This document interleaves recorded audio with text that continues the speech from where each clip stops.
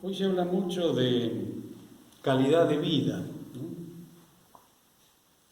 Siempre referida a los avances de la medicina, la tecnología, ciertamente muy valiosos, ¿no?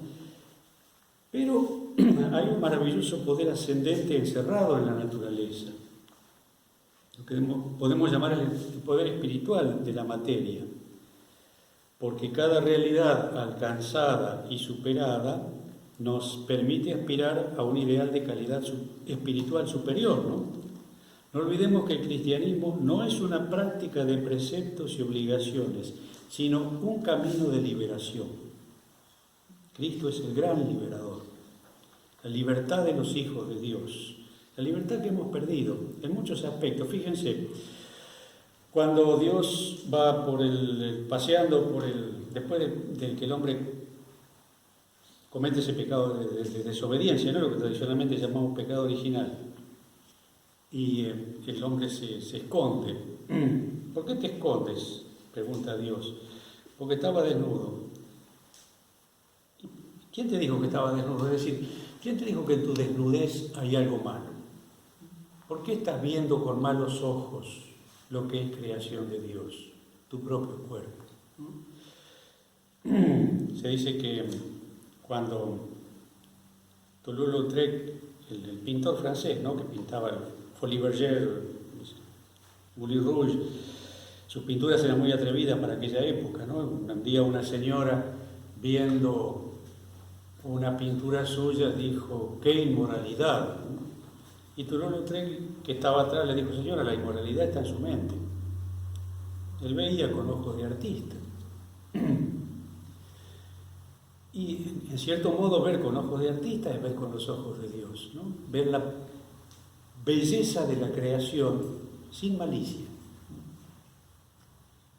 Ese es poco también el hacerse como niño, ¿no? Los niños pequeñitos se pasean desnudos en el verano sin preocuparse de que nadie los vea, porque tienen esa, no digamos ingenuidad, pero sí esa pureza, ¿no?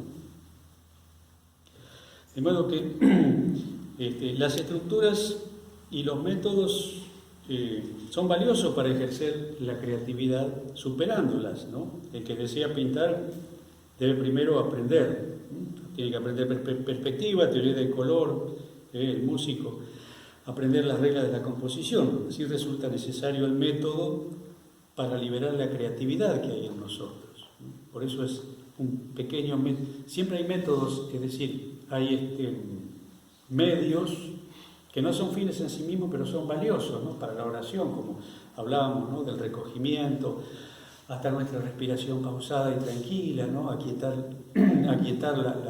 las oleadas de la mente, ¿no? Imaginar que nuestra mente ya es un océano pacífico, tranquilo, que está dispuesto entonces en esa paz a recibir la inspiración y la palabra de Dios. De modo que todo eso es valioso, porque el horizonte espiritual se amplía, ¿no?, se dilata infinitamente ante cada descubrimiento humano. Es el duc in altum, ¿no?, rema mar adentro. Ven como cada frase bíblica necesita ser interpretada una y otra vez a lo largo de la historia, ¿no? Navegar mar adentro permite que la red se llene. Lucas 5:1-11, el mismo camino de navegación interior. Dicen que creer que se sabe es el mayor de los obstáculos que impide saber. Se dice también que las verdades aprendidas de otros son menos valiosas que la verdad que nace de nosotros, ¿no? Para que nazca en nosotros una fe profunda y sincera, ¿no? Tiene que surgir, ¿no?, como una mayéutica socrática, ¿no? La respuesta tiene que surgir de nuestro propio interior.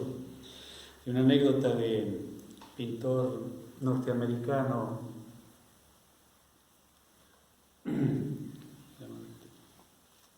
ya me pasé. Bueno, el caso es que él había pintado un cuadro y lo había cobrado por anticipado.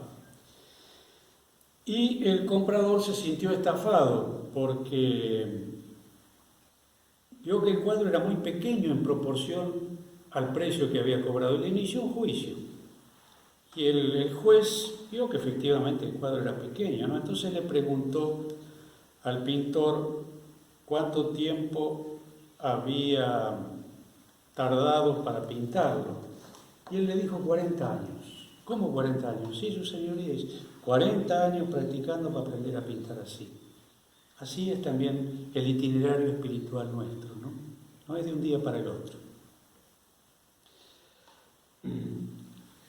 Por eso se dice que las 3 preguntas de Jesús a Pedro, ¿me amas más que estos?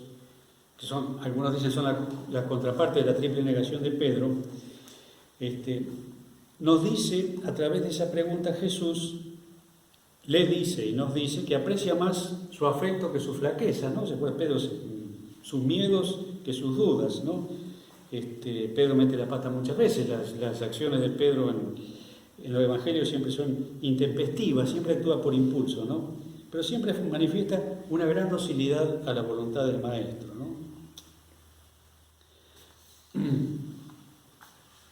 Se dice que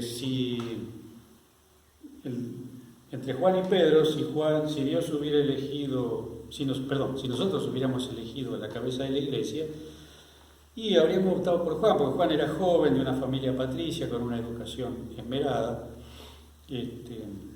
Juan es el que le dice a la portera que lo deje entrar a Pedro al lugar donde está reunido el tribunal, porque Pedro era del pueblo llano, no tenía acceso. Reúne todos los atributos. Discípulo preferido del Señor, según la tradición, ¿no? Y sin embargo, cuando Dios elige a Pedro, ¿no? Que es un pescador, un hombre mayor, bastante bruto, con poca o escasa instrucción, porque Dios ve el corazón, ¿no? Justamente esos impulsos de Pedro que lo llevan muchas veces a equivocarse. Sin embargo, Dios evalúa mejor esos impulsos que los aspectos más, racionales en la persona, ¿no?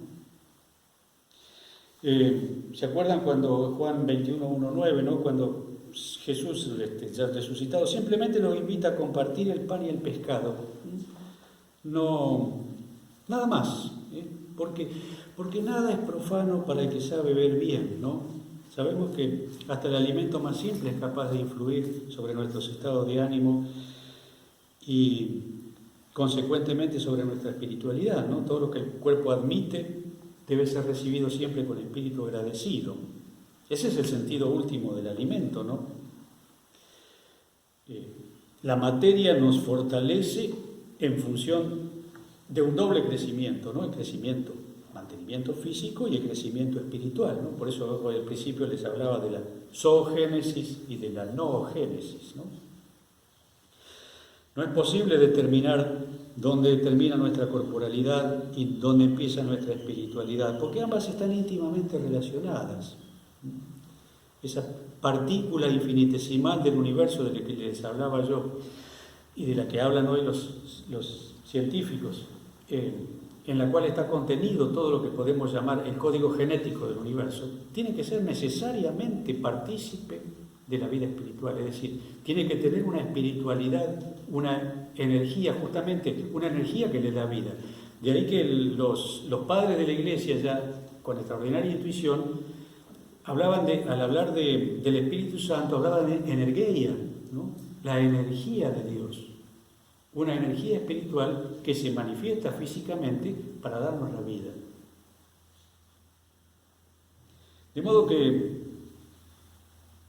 no hay en nosotros un cuerpo que se alimente independientemente del alma, ¿no? El espíritu actúa a través de la materia, necesita la materia, se vale de la materia.